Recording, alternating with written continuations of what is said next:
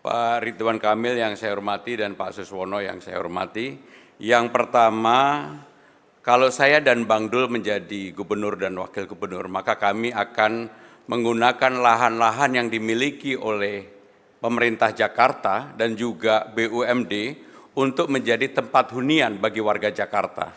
Kami akan mengembangkan kantor-kantor kecamatan, kantor kelurahan, kantor desa, sekolah-sekolah yang ada untuk dibuat hunian ke atas, menjadi make use.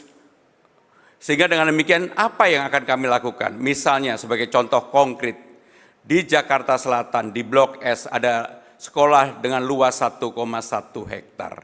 Muridnya hanya 120. Rata-rata mereka jam 3, jam 4 sudah nggak ada kegiatan. Nah yang seperti itu akan saya gunakan untuk membuat yang pertama, lantai 1, 2, 3, 4, 5 ke bawah menjadi valet parking. 1, 2, 3 menjadi sekolah. Kita perbaiki dengan fasilitas yang lebih lengkap. Ada lapangan olahraga dan sebagainya dan sebagainya. 4, 5 co-working space. Dan berikutnya yang ke atas adalah untuk hunian. Karena daerah sana adalah daerah premium, tentunya yang menghuni adalah middle class up. Bagaimana dengan yang lainnya? Hampir semua tempat yang dimiliki oleh BUMD maupun pemerintah, kita bisa gunakan untuk itu.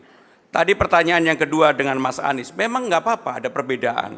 Tetapi saya kemarin sudah berdiskusi secara langsung dengan Mas Anies.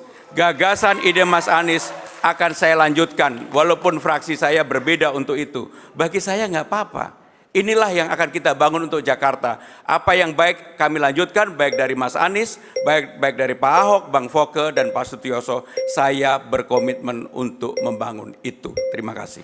Baik, waktunya sudah habis untuk memberikan jawaban. Terima kasih, mohon tenang terlebih dahulu. Mari kita hargai dan juga kita hormati masing-masing pasangan calon dalam menyampaikan jawaban dan juga tanggapan. Berikutnya, jawaban dari paslon nomor urut 3. Silakan diberikan tanggapan paslon nomor urut 1. Waktunya 1 menit Bapak, sejak Bapak berbicara kami persilakan. Ya, terima kasih. Menurut saya membantah argumentasinya Mas. Sudah dihitung nggak akan cukup Mas. Semua lahan pemerintah, lahan BUMD sudah dihitung-hitung akan cukup. Harus kombinasi antara seperti yang tadi disampaikan, dengan lahan di atas pasar, TOD dan lain-lain, dengan densifikasi, rumah existing dibolehkan, di Tebet di mana yang hanya 2 lantai, di Tanah Abang yang hanya 2 lantai bisa 4, 5 dan seterusnya. Sehingga orang yang tinggal bisa lebih banyak. Karyawan yang kerja di Sudirman Tamrin bisa ngekos di rumah lantai 3-4-nya, pemiliknya di lantai 1-2, itulah yang disebut densifikasi.